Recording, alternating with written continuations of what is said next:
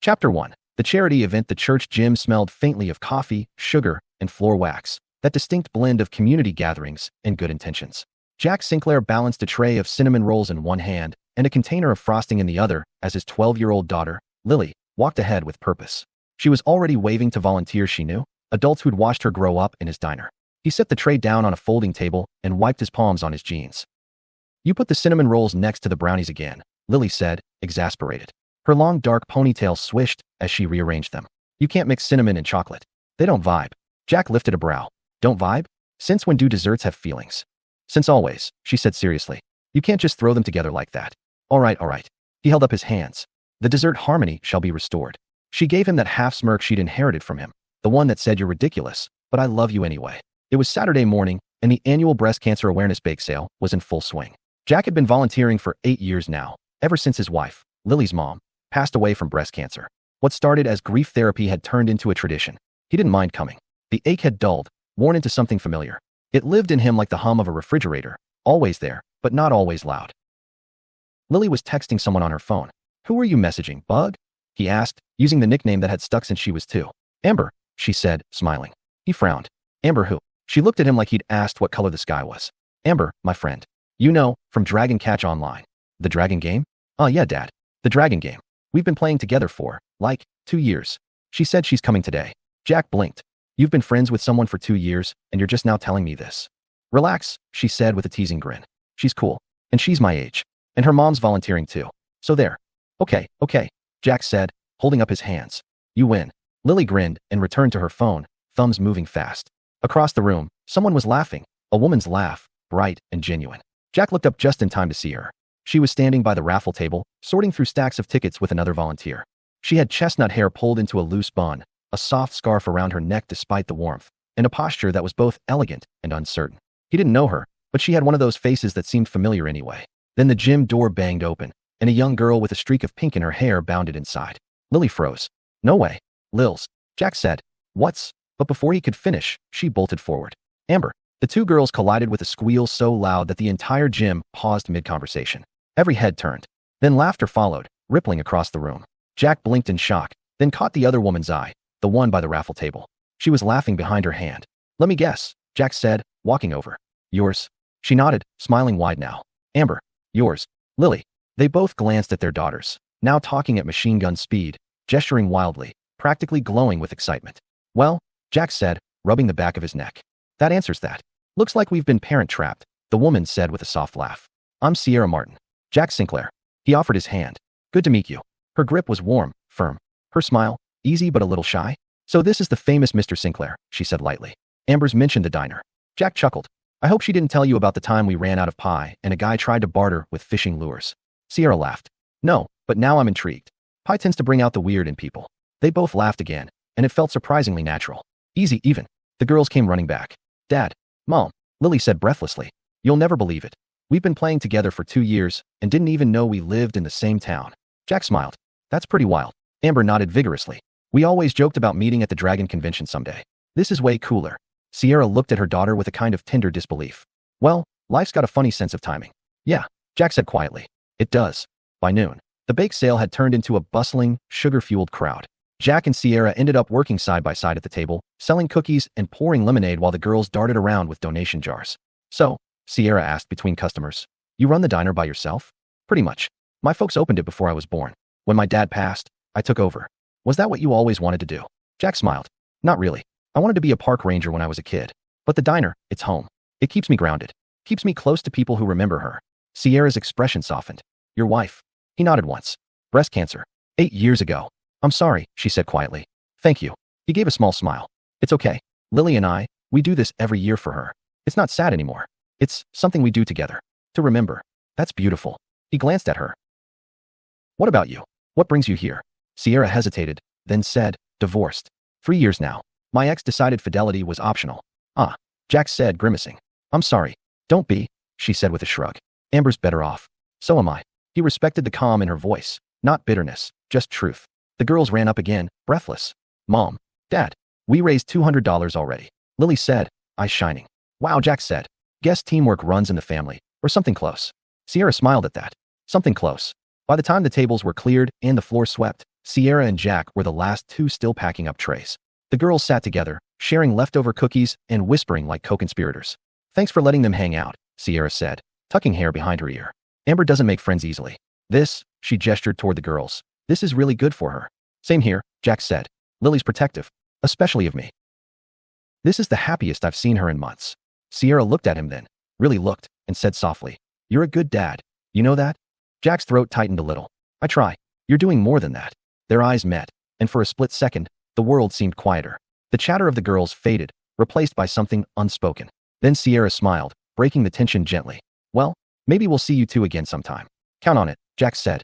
"Lily's already plotting." She laughed, turning to go. "Then I'll keep my calendar open." As she walked away, Jack caught himself smiling, the kind of smile that went all the way to his eyes. Chapter 2. Two families. One table. The bell above the diner door jingled the next afternoon, and Jack looked up from behind the counter. Sunday mornings were always slow until after church let out, but he didn't mind. The quiet gave him space to think, or not think, depending on the day. Today, though, the quiet didn't last. "Dad," Lily came running from the back room, nearly slipping on the freshly mopped floor. "They're here." Jack set down his coffee mug. "Whose?" The answer came in the form of laughter. Sierra Martin stepped through the door, sunlight catching the faint gold in her brown hair.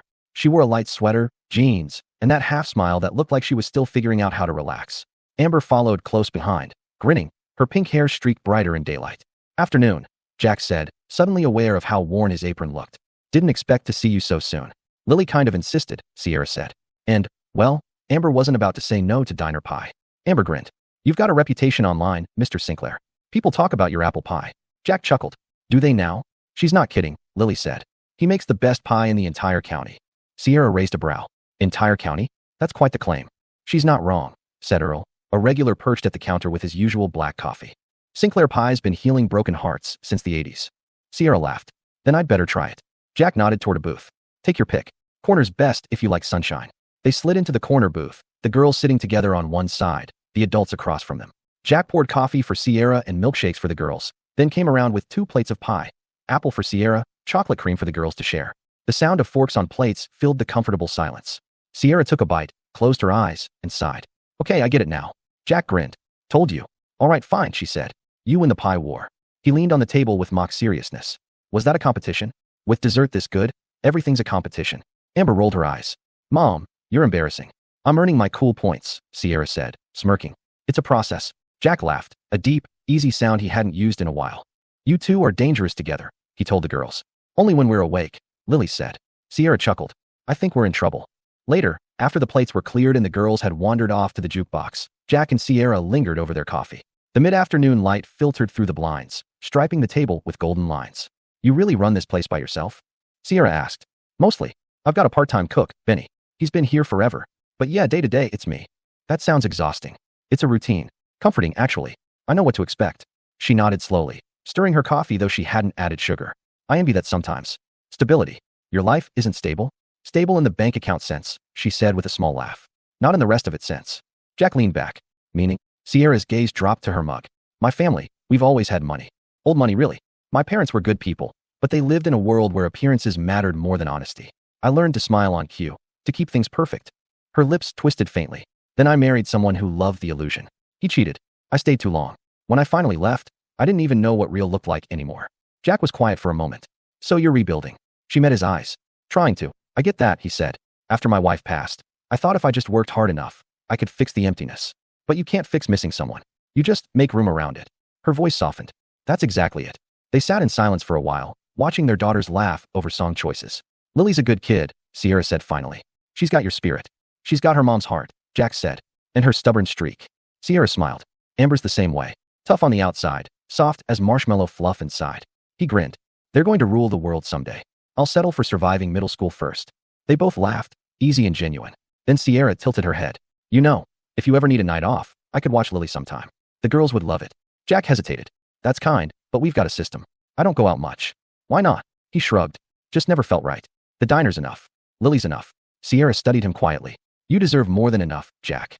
The words lingered in the air between them, warm and startling. Before he could respond, the girls returned. "Dad, can we go to the park with Amber?" "Please," Lily added, flashing her most persuasive grin. Jack looked at Sierra, who nodded. "Sure.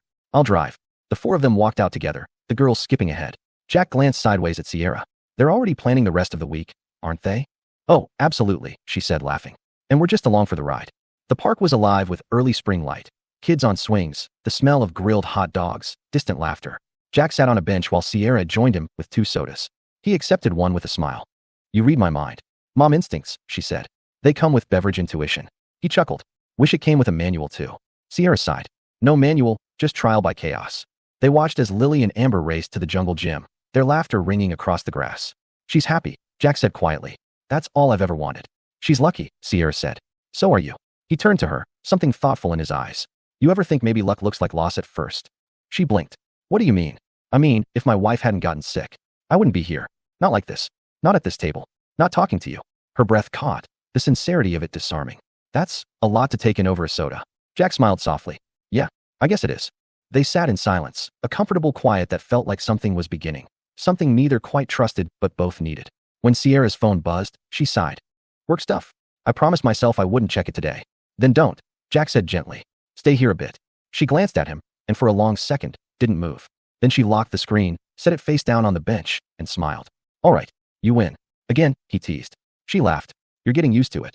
By the time they left the park, the sun had dipped low and the girls were yawning in the back seat, heads resting against each other. Sierra drove, quiet but content. Jack rode shotgun, watching the light fade over the trees. Today was good, she said softly. Yeah, he agreed. It was. As she pulled up to his house, she turned toward him. Thank you, Jack. For being kind. For letting us in. He met her gaze, steady and warm. You didn't exactly give me a choice. Sierra smiled. I'll take that. Jack hesitated, then said, next week, there's a town fair. Maybe we could all go together. Make it a tradition. Her smile widened. I'd like that. Good, he said, climbing out. Then it's a plan. As he walked Lily up the porch, he glanced back. Sierra was still sitting in the car, watching him, and when their eyes met one last time before she drove away, something in his chest shifted. For the first time in a long while, the ache of what he'd lost didn't feel quite so heavy. Chapter 3. The Matchmakers were written. Saturday mornings at the Sinclair house usually meant pancakes and old country music drifting from the radio. Jack stood at the stove, flipping golden rounds of batter, while Lily sat at the counter with a grin that was far too innocent. You've got that look, he said without turning around. The one that says I should brace myself. What look? Lily asked, all mock offense. I'm just sitting here, being a model child. He chuckled. A model child doesn't start a conversation with, what are you doing tonight? Lily smiled into her orange juice. Okay, fine. What are you doing tonight? Why? Just wondering if you're free. I'm always free. What? She pretended to study her nails. Because Amber and Mrs. Martin might be coming over for dinner. Jack froze mid-flip. Might be. Amber said her mom wanted to bring back that umbrella you lent her. I said you'd make dinner. Jack turned, spatula in hand. You what? It's just dinner. Lily said quickly. We already see them all the time at the fundraiser. And Amber's basically my best friend now. He gave her a flat look. You don't even know her birthday. Yes, I do. She paused. It's sometime in spring. Jack sighed. Lily. She grinned, completely unbothered. Come on, Dad. You like Mrs. Martin. I barely know her. Exactly, Lily said brightly. Dinner's how you fix that. Jack stared at her for a long moment, then exhaled a laugh. You are too much like your mother. Lily's eyes softened. Mom would totally approve. He hesitated, just long enough to let the memory flicker between them, and then flipped another pancake. Fine, he said. But you're doing the dishes. Deal? She said, grinning like she'd just won the lottery. That evening, Jack straightened the house like a man expecting a royal inspection. He told himself he wasn't nervous, but the third time he wiped the already clean counter, even he didn't believe it. Lily appeared in the hallway, hair brushed, wearing her favorite dragon print t-shirt. You're acting weird. I'm not acting weird. You cleaned the fridge. Because it was dirty. It wasn't dirty yesterday. Before Jack could answer, there was a knock at the door. He opened it to find Sierra standing there, holding a pie in one hand and a cautious smile on her face. Hi, she said. We brought dessert. Jack smiled. Cherry, of course. It's the only one Amber will eat. He stepped aside. Come on in. Sorry for the short notice. Don't apologize, she said, stepping inside. This was mostly the girls' idea anyway. They've been plotting, he said. I've seen less organization in the military. Sierra laughed softly. I should probably be worried. You should, he said, smiling. Amber peeked out from behind her mom, waving at Lily. Hey, I brought the board game. Perfect, Lily exclaimed. Dad loves Monopoly. I hate Monopoly, Jack corrected. It's endless suffering. Then you'll fit right in, Sierra teased. Dinner was a happy mess of noise, clattering forks, overlapping chatter, and bursts of laughter that made the walls feel warmer. Sierra told a story about Amber convincing her to buy 3 goldfish because they looked lonely, and Jack nearly choked laughing. When he finally caught his breath, he said, That sounds familiar. Lily once tried to convince me to adopt a stray raccoon. It was cute, Lily protested. It was feral, Jack said. Semantics, Lily replied. Sierra giggled, covering her mouth. You two are adorable. Jack smiled at her. Mostly she's trouble. And proud of it, Lily said. Sierra's eyes softened. You're a good dad. Jack shrugged, uncomfortable under the warmth of her gaze. Just trying not to mess it up. You're not, she said simply. Something about her tone, quiet, certain, settled deep in his chest. He didn't know how to answer, so he looked away and focused on refilling her water glass. After dinner, Monopoly became an arena of chaos. Amber and Lily whispered conspiratorially, while Jack groaned over every property tax. Sierra smirked at him. You're a sore loser. I'm not losing, he said. You mortgaged half your properties. Strategic decision. She said. Keep telling yourself that, Mr. Boardwalk. He glanced up. And what does Mrs. Boardwalk want for her rent? Her eyes sparkled. Maybe a rematch. Careful, he said. I don't forget my debts. Neither do I, she said softly. The girls burst out laughing, breaking the moment. Sierra blinked, startled by how easily the air had changed between them. She hadn't expected to enjoy this so much, to feel comfortable. It was strange and nice. By the time the girls declared themselves joint victors, the living room was littered with fake money and empty dessert plates. Sierra leaned back against the couch, laughing at something Jack said about coffee being the one thing keeping him from losing his mind. Seriously, she said, smiling. You run the diner, raise Lily, and still volunteer? How do you even have time for sleep? Sleep's overrated, he said. Coffee's faster. She laughed again, but there was something wistful in her voice when she said, You make it look easy. It's not, he said quietly. But it's worth it. For a second, their eyes met and held, steady, warm, curious. The sound of the girls laughing in the kitchen felt distant, like background music to a scene neither of them knew how to end. Then Amber called, Mom, can we take Pie home? Sierra blinked, pulling herself back. Yes, sweetheart. Jack stood and offered his hand to help her up. You two are welcome here anytime, he said. She took his hand, and for a brief second, the touch lingered, soft, steady, electric. Careful, she said, smiling. I might take you up on that. I'm counting on it. On the porch, the night was cool and quiet. Sierra balanced the pie tin under her arm and looked at him. Thank you, Jack. For dinner. For this. He nodded. For what it's worth, it's been a while since this place felt that alive. Her expression softened. Then I guess we both needed it. He opened his mouth to reply, but she was already smiling, already turning toward her car. The taillights faded into the dark, and he stood there for a long moment, hands in his pockets, smiling like a man who'd forgotten how good it felt to look forward to something. Inside, Lily was peeking from the window curtain, grinning. Dad? She whispered dramatically. It's happening.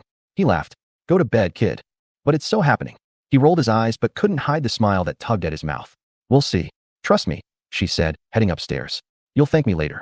Chapter 4. The fair. By late May, the town fair rolled into Riverside, bright banners strung across Main Street, the air smelling like fried dough and popcorn. Jack had agreed to go mostly because Lily wouldn't let him say no. He parked the truck near the square, glancing at her in the passenger seat. You've been vibrating since we left the driveway. Because this is the best day of the year, Lily said, bouncing. And Amber's meeting us at the gate. And Sierra? He asked casually. Probably driving her, Lily said, far too casually. Why? He raised a brow. Just asking. She smirked. You're smiling, Dad. He cleared his throat. It's called being friendly. It's called being obvious, Lily muttered under her breath as they stepped out of the truck. They found Sierra and Amber near the ticket stand. Sierra was wearing a sundress the color of lemonade, her hair loose around her shoulders. Jack felt something in his chest tighten, the kind of quiet admiration he hadn't let himself feel in years. Hey, strangers, Sierra said as they met halfway. Ready to eat questionable fried food and regret it later? Only if there's funnel cake, Jack said. Oh, there will be funnel cake, she said with mock seriousness. It's a moral obligation. Amber and Lily were already darting toward the carousel, laughing. Jack and Sierra followed at a slower pace, their shoulders brushing now and then as they walked. So, how's the diner? Sierra asked. Busy as ever. I hired a new kid to help with the weekend rush. He's learning, but he keeps confusing orders for medium and rare. Sierra laughed. Tragic. Could be worse, Jack said. He hasn't set anything on fire yet. She smiled. Low bar, but I respect it. They stopped near the carousel. The girls climbed onto two horses side by side, waving like they were royalty. Sierra leaned on the railing, watching them spin with an expression Jack hadn't seen before, a mixture of pride and quiet sadness. He asked softly, You okay? She nodded. Eyes still on Amber. Yeah, just she looks so happy. Sometimes I forget how young she really is. She's had to grow up faster than she should. Jack's tone gentled. You've done right by her. Sierra looked at him. You really think so? I know so, he said simply. She's kind, smart, funny. That's parenting. Her gaze lingered on him a moment too long before she smiled faintly. Careful, Jack. You keep saying things like that, and I'll start to believe them. Good, he said. That's the idea. They wandered the fair for hours. The girls played games, winning matching stuffed dragons. Jack carried both after Amber declared him honorary dragon dad, earning a warm laugh from Sierra. When they reached the Ferris wheel, Lily begged. Come on, Dad. We have to go together. Sierra hesitated, glancing up at the slowly turning wheel. I'm not great with heights. Jack gave her a teasing smile. You trust me? She raised a brow. That's a dangerous question. Come on, he said gently. We'll take one cart. The girls can ride in the next. After a beat, she sighed. Fine. But if I scream, it's your fault. Noted, he said, grinning. At the top of the wheel, the fair spread out below them, a blur of lights and laughter against the deepening sky. The wind tugged at Sierra's hair, and she tucked a strand behind her ear, pretending to study the view. Jack watched her quietly. It's nice, huh? She smiled. Yeah, I haven't done this in, God, years. He leaned back against the seat. First time I came up here, I was 16. My dad snuck me extra tickets for my date. Was she impressed? Not really, he admitted. She got sick halfway through and swore off rides forever. Sierra laughed, soft and genuine. Sounds memorable. It was, he said. Not for the reasons I hoped. The silence that followed wasn't awkward, just peaceful. Sierra turned to look at him, her expression thoughtful. You really love this town, don't you? Yeah, he said. It's home. It's where everything that matters is. Her smile faded slightly. You make it sound so simple. It kind of is, he said. You find the people worth holding on to, and you hold on. Something in his voice, steady, sincere, made her heart twist. She didn't reply right away, and he didn't push her to. When the ride slowed, she finally said softly, You make it sound easy to start over. He looked at her then, really looked, and said, It's not easy, but sometimes it's worth the risk. She met his gaze, breath caught, the air between them charged with something fragile and real. For a heartbeat, it felt like the world had stilled. Then the ride stopped. The girls shouted from below, waving wildly, breaking the spell. Sierra laughed under her breath. Saved by the 12-year-olds. Jack smiled. My favorite kind of rescue. Later, they sat at a picnic table, the girls demolishing cotton candy, while a local band played soft covers of old songs. Sierra tore a napkin into pieces, fidgeting. Can I ask you something? She said quietly. Sure. Do you ever feel guilty? For being happy again? Jack thought about it before answering. Yeah, sometimes. Like I'm betraying a promise I never made. She nodded, eyes glistening slightly. I feel that too. He reached out, hesitating only a second before resting his hand lightly over hers. It doesn't mean we stopped loving who we lost, he said gently. It just means we're still here. Her throat tightened. You really believe that? I have to, he said. Otherwise, what's the point? She squeezed his hand once, quiet, grateful, before pulling back as the girls returned. Amber handed her mom a half-eaten stick of cotton candy. Want some? Sierra laughed. I think I've had enough sugar just watching you two. Best day ever, Lily declared. We should do this every year. Sierra looked at Jack and smiled. I think that could be arranged. When they said goodnight in the parking lot, Sierra lingered beside her car. Thank you for today. You don't have to thank me, Jack said. I had fun. Yeah, she said softly. Me too. He looked down at her, the air thick with something unspoken. Drive safe, Sierra. She hesitated before getting in. Good night, Jack. He watched as she drove away, the fair lights reflecting off her taillights like fireflies. Lily came up beside him, hugging her new dragon. She likes you, she said simply. He glanced at her. Who? Mrs. Martin. Jack smiled faintly. You think so? Lily rolled her eyes. Dad, I know so. You're just slow. He laughed, shaking his head. Go on, get in the truck, matchmaker. As they pulled out of the parking lot, Jack glanced once more in the direction Sierra had gone, and for the first time in years, he realized he wasn't just remembering what happiness used to feel like. He was feeling it again. Chapter 5. The firelight evening. The last of the summer lights stretched across Riverside, painting the clouds in watercolor shades of pink and gold. The air was soft with warmth, the kind of evening that made you linger on porches and talk a little longer than you meant to. Inside Sinclair's diner, the hum of conversation mingled with the sizzle of burgers on the grill and the gentle clink of dishes. It was charity night, proceeds going to the new community greenhouse, and the place was packed. Jack had been moving nonstop for 2 hours, sliding plates across the counter, calling orders, and flashing his easy smile that always managed to calm chaos. He didn't notice Sierra at first, not until she was suddenly standing beside the register, her hair pulled back, sleeves rolled up, an apron tied, backwards, around her waist. Sierra? Jack blinked, spatula in hand. You planning to cook or start a fashion trend? She looked down, laughed. I couldn't figure out which way it went. Don't judge me. Wouldn't dream of it, he said, grinning as he untied it and retied it properly around her. Better. Much, she said. So, boss, where do you want me? Jack leaned a hip against the counter. You're volunteering? Amber's with Lily on ticket sales, she said, shrugging. I figured I'd do my part. Besides, you look like you could use backup. He chuckled. Brave woman. You say that like it's a bad thing. Not bad, he said. Just unexpected. Her smile was small but genuine. I'm trying to do more unexpected lately. They fell into an easy rhythm. Sierra worked the counter, balancing dessert plates and refilling drinks. Jack handled the grill and the orders, tossing directions over his shoulder. 2 cheeseburgers, no onions, and a peach pie with extra whipped cream, she called out. Got it, he replied, flipping a burger. You're a natural. Oh, please, she said. I've dropped more spoons than I've served. Part of the experience, Jack teased. A group of teenagers cheered from the back booth as Lily and Amber came by, laughing and trading raffle tickets. The whole place buzzed with life, small-town joy in its purest form. Sierra leaned on the counter during a lull, brushing a strand of hair from her cheek. I haven't seen a place this alive in a long time. Jack poured her a glass of iced tea. It's nights like this that make the long ones worth it. You can feel people breathing again, you know? She nodded. Yeah, I think I forgot what that feels like. Later, when the rush died down, Jack joined her at a quiet corner booth with 2 slices of pie, 1 apple, 1 cherry. You earned this, he said, sliding her the cherry slice. You sure? I think I mostly got in the way. Maybe a little, he teased, but you made it look good. Sierra laughed, shaking her head. You're impossible. People say that, he said, taking a bite. Usually after I'm right. She smiled around her fork. You always like this? Only when I'm tired, he said. And happy. Her laughter softened. That's a nice combination. They sat in a comfortable silence for a moment, the low music from the jukebox filling the space. Then Sierra said quietly, You mentioned this greenhouse project. You started it. Sort of, he said. The idea came from my mom. She wanted a place where people could grow things together. After she passed, I figured, why not make it real? The diner's done okay. It's my way of giving back. That's beautiful, she said. Your mom would be proud. Jack nodded slowly. I hope so. Her voice softened. You talk about your parents like they're still here sometimes. He smiled faintly. Guess I still feel them here. This place is full of them. She looked around, at the framed photos of customers through the years, the scuffed counter edges polished smooth by decades of hands. I see why you stayed.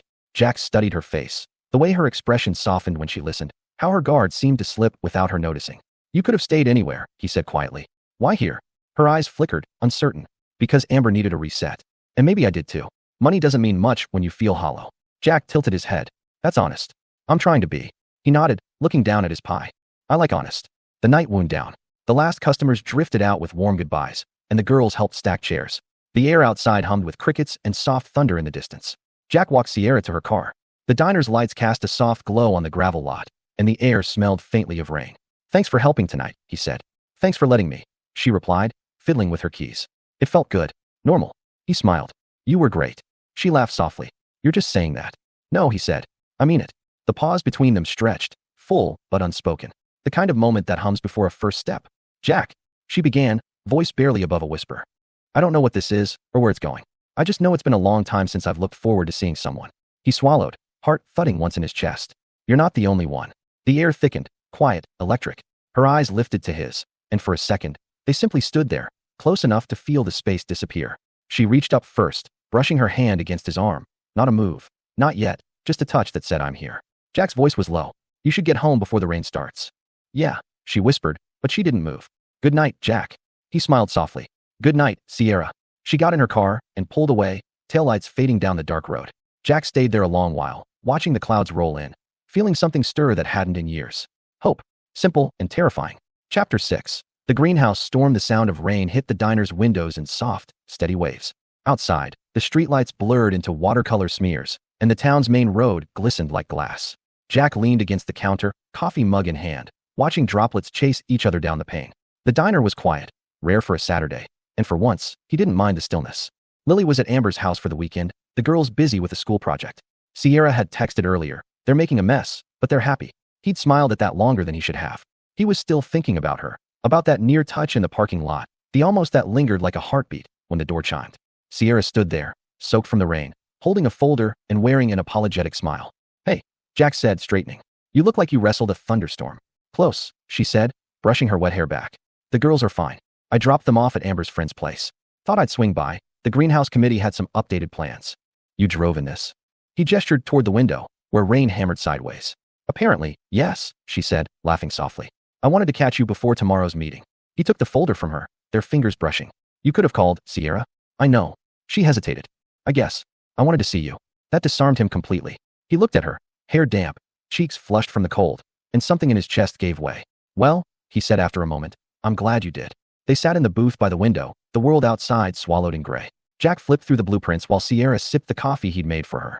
You added a seating area? He asked. Yeah, she said. A small one. For community workshops. Or even just a place to sit and think. Everyone needs somewhere to breathe. He smiled at that. You've got a good eye for this kind of thing. She looked almost embarrassed. I've spent most of my life making things look nice. Houses, events, vacations, everything curated, polished. But it never felt real. She gestured toward the plans. This does. Jack watched her for a moment. You know, for someone who says she's not used to real, you're doing a pretty good job at it. Her lips curved. I'm learning. A streak of lightning flashed outside, followed by a low rumble of thunder. The lights flickered once, twice, then steadied. Guess we're stuck for a while, he said, half smiling. Sierra looked around the empty diner. There are worse places to be trapped. They talked for over an hour. About small things, their kids, favorite meals, silly stories from the diner. But eventually, conversation drifted to deeper ground. Sierra turned her coffee cup in slow circles. When my marriage ended, I thought I'd failed at everything. My family, my friends. Everyone saw me as the woman who couldn't keep her husband. I kept telling myself I was fine, that I didn't need anyone. But Amber saw through it. She always does. Jack's expression softened. Kids have that radar. She nodded. She worries about me more than she should. And I hate that. She deserves to feel like the kid, not the caretaker. Jack leaned forward. You're changing that, Sierra? She's happy. That's because of you. Maybe, she said quietly. But I still have so much to fix. He smiled faintly. You don't have to fix everything at once. Trust me, I tried that. It's exhausting. She laughed softly. You? Oh yeah, he said. After my wife passed, I made a list, actual paper list, of all the things I'd fix. The house, my routines, even how I talk to people. Thought if I could just organize the grief, I could beat it. He shrugged. Turns out grief doesn't follow to-do lists. Her eyes glistened, the reflection of lightning catching in them. How'd you get through it? I didn't, he said simply. Not at first. Some days I still don't. But I learned to let it ride shotgun instead of driving. She was quiet a long moment. That's maybe the most honest thing anyone's ever said to me. He smiled, faintly. You said you liked honest. She looked at him then, really looked, and something unspoken passed between them. A recognition, an understanding only people who'd lost something could share. Another flash of lightning. Then, darkness. The power went out. Sierra startled. Oh. Jack stood, calm, grabbing a small box of candles from the counter. Happens a few times a year. Old wiring. He struck a match, lighting one candle, then another, until the booth glowed in warm amber. Sierra relaxed, laughing under her breath. This feels oddly romantic, she said before she could stop herself. Sorry, that sounded. Jack grinned. I didn't hate it. Her cheeks flushed. You're terrible. He set the matchbox down and slid back into the booth. The flickering light made everything softer, the lines of his face, the quiet between words. For a while, neither spoke. The rain filled the silence, steady and rhythmic. Finally, Sierra whispered, do you ever think your heart has more to give, even when you thought it was done? Jack's answer came without hesitation. Every day. Her breath hitched slightly, like something inside her shifted. That scares me, she admitted. Yeah, he said. Me too. The thunder rolled again, low and far away. And in the quiet that followed, they both sat there. Two people learning that maybe broken hearts could still find rhythm together. By the time the lights flickered back on, the rain had softened to a mist. Sierra stood, pulling her coat on. I should go before it starts up again, she said, voice gentle. Jack nodded, walking her to the door. The air outside was cool and damp, street shining beneath the lamplight. She paused by her car, looking at him with something tender and uncertain in her expression. Thank you. For tonight. For not running when I talk too much. He smiled. Sierra, you could talk all night, and I'd still want to listen. That startled a laugh out of her, the kind that warmed the air around them. She hesitated, then leaned up, pressing a soft kiss to his cheek. Good night, Jack. He stood there for a long time after she drove off, hand unconsciously brushing the spot where she'd kissed him, a quiet smile tugging at his mouth. When the rain started again, he didn't move. He just watched it fall, feeling like maybe, just maybe, the storm had finally passed. Chapter 7. The planned Saturday morning arrived bright and gold, sunlight spilling through the kitchen window of the Sinclair home. Jack stood at the stove, flipping pancakes while humming along to a tune only half remembered. Lily sat at the table, pretending to scroll on her tablet, but clearly hiding a smile. She had that look, the one she wore whenever she was plotting something. All right, Jack said, pouring another circle of batter. You've got that face again. What face? She asked innocently. The one that usually ends with glitter on the ceiling or a cat wearing a hat. Lily gasped dramatically. Dad, you make it sound like I'm trouble. He grinned. I've got 12 years of evidence. She giggled, but then her tone shifted, softer. Dad, do you like Sierra? The spatula paused midair. Where'd that come from? Lily shrugged, fighting a smirk. Just wondering. You two have been spending a lot of time together. And Amber says her mom smiles more now. Like, a lot more. Jack turned the pancake over, pretending to focus on it. Sierra's a good person. We're friends. Lily arched a brow. I'm sure. Jack laughed quietly, shaking his head. You sound like your grandmother. That's not an insult, she said proudly. Grandma always knew when you were hiding something. She also used to bribe me with pie. Maybe I should try that, Lily said, grin spreading. Across town, Sierra was having a nearly identical conversation. Amber sat cross-legged on her bed, hair in a messy ponytail, hands gesturing wildly as she explained her brilliant idea. Sierra listened with a mix of amusement and mild dread. So, Amber said, if you and Mr. Sinclair end up together, then Lily and I will technically be sisters, right? Sierra laughed. Technically. And you like him, Amber continued. You do that thing where your voice goes softer when you say his name. Sierra blinked. What thing? Jack. Amber mimicked, swooning dramatically. Amber Martin. Sierra threw a pillow, laughing despite herself. Amber caught it. Come on, Mom. You like him. And he likes you. You should just admit it. Sierra sighed, tucking a strand of hair behind her ear. It's not that simple. Why not? Because, Sierra said gently, real relationships take time. And I've made mistakes before. Big ones. I don't want to drag someone good into my mess. Amber frowned. You're not a mess. And he's not someone you'd have to pretend with. That stopped Sierra cold. She stared at her daughter, realizing how wise 12-year-olds could be when it came to the heart. You really think that? Amber smiled softly. I know it. That afternoon, the girls met up at the park, ostensibly to work on a school project, but really to strategize. They sat under a tree, notebooks spread out, whispering like secret agents. So, Lily said, tapping her pencil, we need a plan that doesn't look like a plan. Operation Family Fusion, Amber declared proudly. Lily wrinkled her nose. Too obvious. Fine, Amber said, thinking. Operation Totally Normal Coincidental Family Bonding. Better, Lily said with a grin. What's step 1? Amber flipped her notebook around. Picnic. We'll invite both parents. Tell them it's for us. They'll think it's all about the girls, but really, they'll end up sitting next to each other, talking, laughing. Lily grinned, finishing her thought. Classic movie setup. Amber nodded. Exactly. They high-fived, bursting into giggles. 2 days later, the plan was set in motion. Sierra and Jack both arrived at the park, picnic baskets in hand, each assuming the girls had planned something innocent. The afternoon was mild, sun glinting off the lake, laughter echoing from nearby playgrounds. Lily waved from the picnic blanket. Dad, over here. Amber waved too. Hi, Mom. We got everything ready. Jack raised a brow as he approached Sierra. You too, huh? Apparently, Sierra said, amused. They told me it was a mother-daughter thing. Jack chuckled. Guess they're expanding the guest list. The girls exchanged a not-so-subtle look that neither parent missed. Uh-huh, Jack said quietly to Sierra. We're being set up. Oh, 100%, Sierra whispered back. But we're not going to tell them that, are we? He smirked. Not a chance. The afternoon passed easily. The girls ran off to feed ducks, and the adults ended up sitting side by side under the tree, sharing lemonade and stories. Jack told her about his high school days, how he once tried to start a band but couldn't play guitar. Sierra confessed that she once spent an entire summer pretending to enjoy horseback riding because she didn't want to disappoint her mother. They laughed until their sides ached, the kind of laughter that came from being completely unguarded. Then, after a quiet moment, Sierra said softly, You make things feel easy, Jack. I didn't think that was possible anymore. He looked at her, voice just as soft. Maybe it's not supposed to be easy. Maybe it's just supposed to be right. Their eyes held, steady, searching. The air seemed to thicken, the world narrowing to that single point of connection. And then, Mom, Dad, the girls shouted, sprinting toward them. We found frogs. Sierra blinked, startled. Frogs. Lily grinned. They're adorable. Jack sighed dramatically, getting to his feet. Adorable isn't the word I'd use. Sierra laughed, following him toward the pond. Operation Totally Normal Coincidental Family Bonding. Amber whispered to Lily. Step 1. Complete. Lily whispered back, both of them beaming. That night, as Jack tucked Lily into bed, she looked up at him with sleepy eyes. Dad, yes, sweetheart. You deserve to be happy, she murmured. Mom would want that. Jack froze, throat tightening. He brushed her hair from her forehead, kissed it gently, and whispered, I know. I think. I'm starting to believe that too. Across town, Sierra stood by her window, looking out at the moonlit street. Amber was asleep, her sketchbook open beside her, a half-finished drawing of two families holding hands under a tree. Sierra smiled softly, whispering to the quiet room, You're good, Jack Sinclair. Maybe too good. But her smile didn't fade.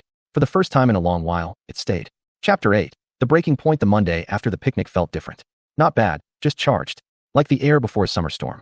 Sierra noticed it first thing when she saw Jack at the greenhouse. He'd stopped by to drop off a tray of seedlings, something he sometimes did when the school's garden club had extras. Normally, their greetings were easy, full of teasing and warmth. Today, though, it was quieter. Careful. Morning, she said, brushing soil from her hands.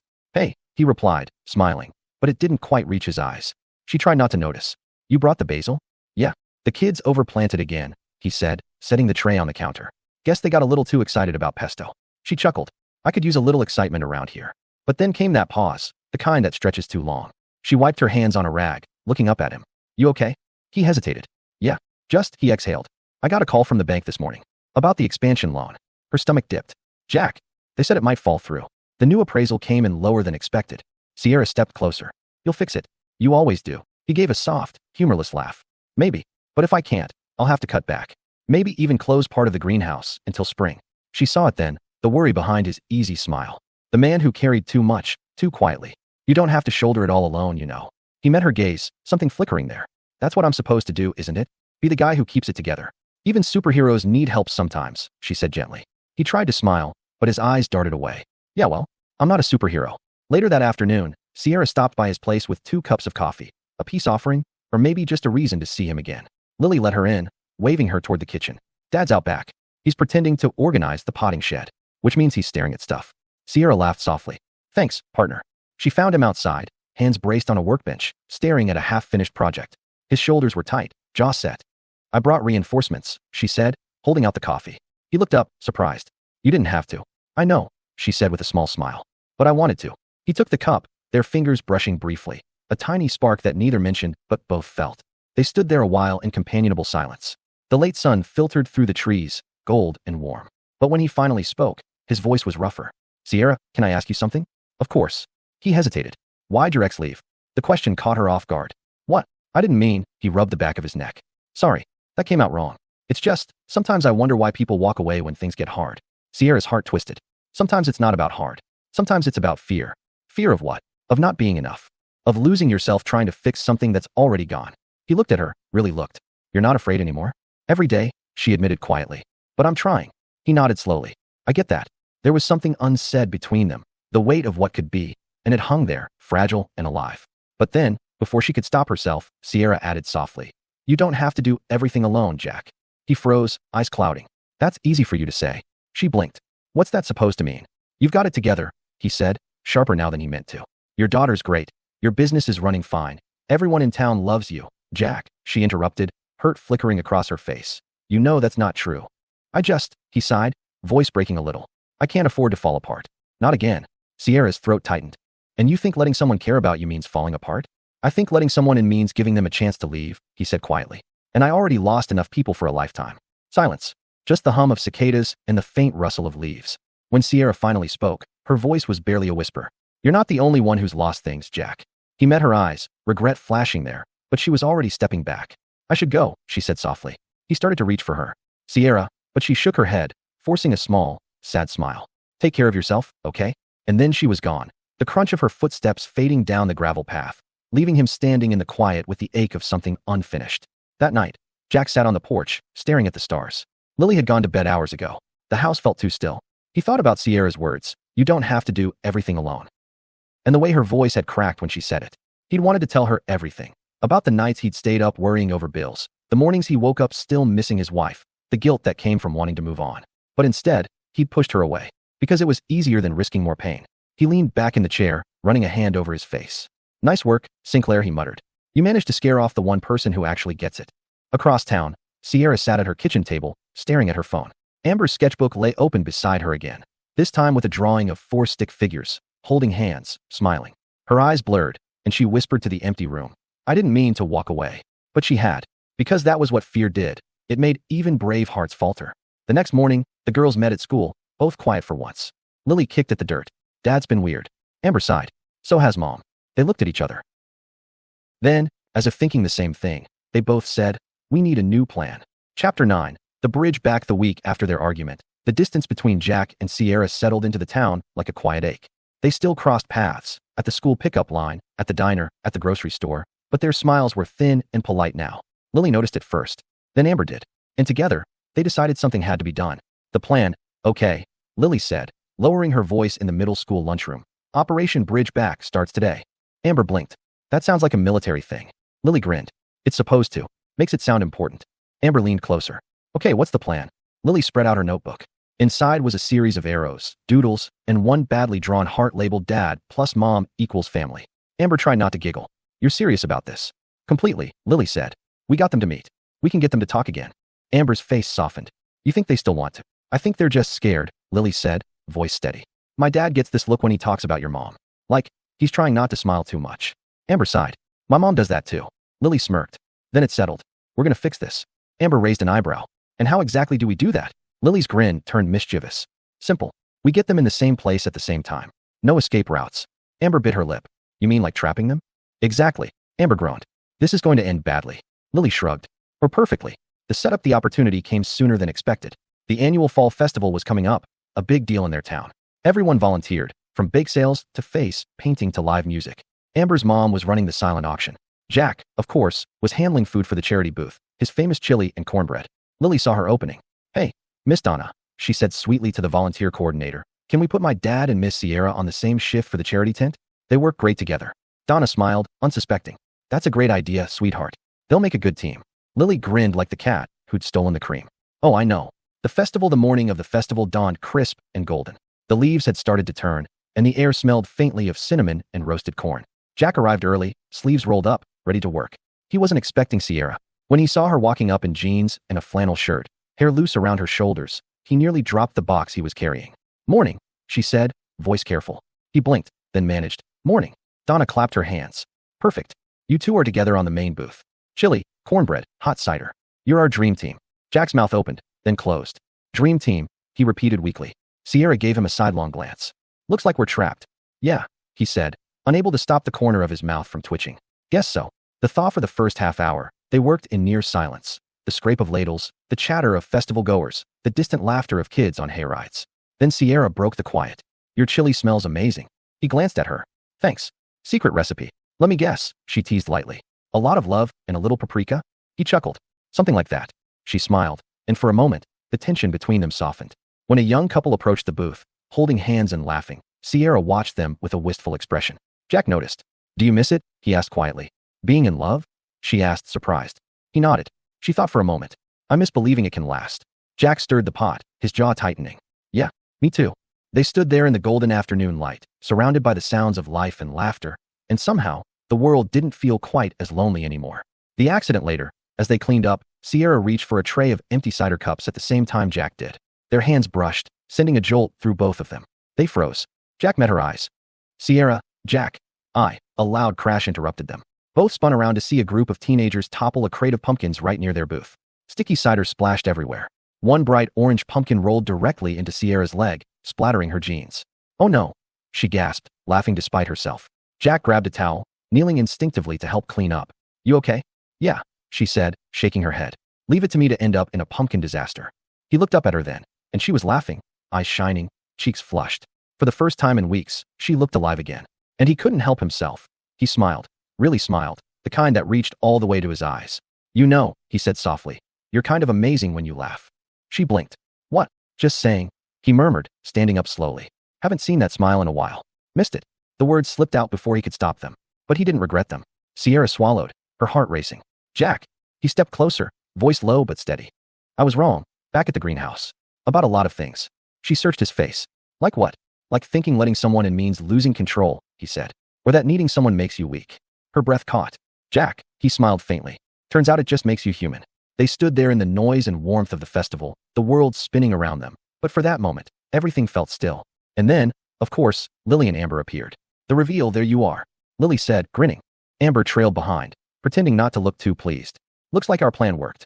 The schedule worked." Jack raised an eyebrow. "Your plan, huh?" Lily froze. Amber winced. "Oops." Sierra crossed her arms, fighting a smile. "You two didn't."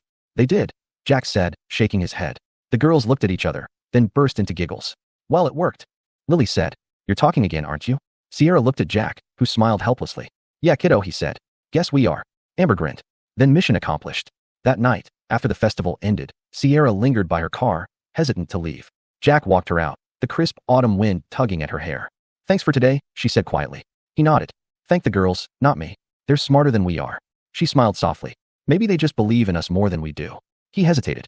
"Sierra?" She looked up. "I don't want to keep pushing people away because I'm scared. You deserve better than that."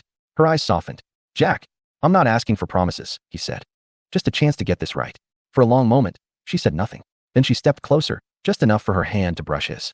"Then maybe it's time we stop being afraid." And when she smiled, that quiet, genuine smile that had undone him from the start, Jack realized something deep and certain. He wasn't afraid anymore. Chapter 10. The Promise of Tomorrow. The festival marked the turning point. After that day, things between Jack and Sierra began to change. Gently, quietly, like the first light of morning sneaking past the curtains. They didn't rush it. Neither of them were the kind to chase something fragile. Instead, they built it in small, steady moments, the kind that stayed. Late nights and second chances. Jack started showing up at Sierra's greenhouse more often, sometimes with lunch from the diner, sometimes just an extra coffee. Sierra teased him the first time. "You realize I'm perfectly capable of making my own sandwich, right?" He grinned. "Yeah, but mine come with free taste testing privileges." "Oh," she asked, arching a brow. "And what's the catch?" "You have to laugh at my jokes." She smirked. Tough sell. But she laughed anyway, and Jack grinned like he'd won something precious. Amber would roll her eyes whenever they started talking in that easy, half-flirty way, and Lily would whisper, "It's happening," with a grin. They never said what was happening, but everyone could feel it. The conversation that mattered. One quiet evening after closing time, Sierra came by the diner with 2 takeout bags. "Truce dinner," she announced, setting them down on the counter. Jack was wiping down tables. Truce for what? For overthinking, she said with a playful smile. You do it, I do it, and it's exhausting. He chuckled. Fair point. They sat together in the booth by the window, the same one his wife used to love, though that memory no longer hurt like it once did. It just existed. Part of him, part of life. Sierra took a slow breath. Can I ask you something honest? Always. Do you ever feel guilty for wanting to move on? Jack stared at his hands for a long moment. Every day? Then I remember something she told me, before she got too sick to talk much. Sierra looked up, waiting. She said, don't let grief be the only thing you keep alive after I'm gone. He smiled faintly. Took me a while to understand what she meant. Sierra reached across the table, fingers brushing his. Sounds like she knew you pretty well. He nodded. Yeah, she did. They sat there, hand in hand, not needing to fill the quiet. Finally, Sierra whispered, for what it's worth, I think she'd be proud of you. Jack looked at her then, really looked, and whatever walls were left between them started to fall. The rainstorm. It was a Thursday evening when the storm hit, hard and fast. The power flickered at the diner, rain pounding against the windows. Sierra had stopped by to drop off some herbs from her greenhouse, and now they were both stuck waiting it out. I don't think it's letting up, she said, peering through the glass. Jack grabbed a towel and handed it to her. Guess we're trapped. Again, she teased, remembering the festival. Maybe the universe's way of making sure we talk. She smiled, pushing damp hair from her face. You think we still need to? I think, he said softly. I need to say a few things. Her heart beat faster. Like what? He took a deep breath. Like, thank you. For walking into my life when I didn't think I had room for anyone new. Jack. And for reminding me that it's okay to want something again. To feel something again. Her throat tightened. You don't owe me thanks. He stepped closer, eyes steady. Maybe not. But I owe you honesty. Sierra's breath caught. Then be honest. He smiled faintly, rainlight flickering over his face. I'm falling for you, Sierra. The words were quiet but sure, carrying all the warmth and fear and hope that had been building between them. She blinked, tears blurring her vision. You really mean that? He nodded. Yeah. For the first time in a long time, I really do. Something inside her broke open, not from pain, but from release. She stepped forward, closing the distance between them, and whispered, good. Because I've been falling for you too. He reached for her then, hands gentle against her cheek. The thunder rolled outside. The diner lights flickered once more, and they kissed. It wasn't wild or rushed. It was soft, real, the kind of kiss that felt like a promise. A promise that this time, they weren't going to run. A new beginning. The next few months were quiet, happy ones. The girls were inseparable, and smug about how right they'd been. The diner saw more laughter, more color. Jack started opening early on Saturdays, just so Sierra could drop by before the rush. Sometimes they'd stand together in the back garden behind the diner, watching the sunrise while the smell of coffee drifted through the air. You ever think about how strange this all is? Sierra asked one morning. How so? That a charity event and a couple of kids with too much imagination could change everything? Jack smiled. I think sometimes life's got better plans than we do. The proposal had happened on a spring evening, a year after that first fateful charity day. The annual fundraiser had come around again, and Jack had volunteered to handle the dinner service. Sierra had helped with decorations. The girls ran the raffle table. As the evening wound down, Sierra found Jack outside under the string lights, cleaning up. He looked up when she called his name, a smile already spreading. Hey, she said softly. Deja vu you. Yeah, he chuckled. You, me, end of a long night, trying to keep the world in one piece. She stepped closer. Looks like we're doing okay. More than okay, he said. The music from inside drifted through the open doors, slow and sweet. Without overthinking it, Jack held out his hand. Dance with me. Sierra laughed. Right here? In the parking lot. Best dance floor in town. She took his hand. They swayed under the glow of the lights, the sounds of laughter fading into the night. It felt like everything that had been broken had somehow, miraculously, found its way back together. Jack pulled back slightly, his voice dropping to a whisper. I was going to wait until later. But you should know, I meant what I said that night in the storm. Sierra tilted her head. Which part? That I'm falling for you. Only now. He smiled softly. I've already fallen. Her heart caught in her throat. Jack. He reached into his pocket, pulling out a small velvet box. Her breath hitched. Before you say anything, this isn't about replacing the past, he said. It's about building what comes next. Together. Tears glistened in her eyes as he opened the box to reveal a delicate ring. Simple, elegant, timeless. Sierra Martin, he said, voice steady and warm. Will you take a chance on me? On us. She smiled through tears, hands trembling as she nodded. Yes, she whispered. 1,000 times yes. The girls, who had been peeking through the door, of course, burst into cheers. I knew it. Lily shouted, jumping up and down. Amber squealed. We're gonna be sisters. Jack laughed, pulling Sierra close as the girls ran to them, wrapping around in one big, messy, perfect family hug. Epilogue. 1 year later, the diner looked a little different now. New paint, new planters, new energy. The sign above the door read, Sinclair and Company, where family grows. Inside, Sierra handled the books while Jack worked the grill. Lily and Amber sat at the counter, laughing about something on their phones. Jack looked around at the scene, his wife, his daughter, his stepdaughter, the place that held so many memories, and smiled. Life hadn't turned out the way he planned. It had turned out better. Because sometimes love isn't about what you lose. It's about what you find when you start over, together.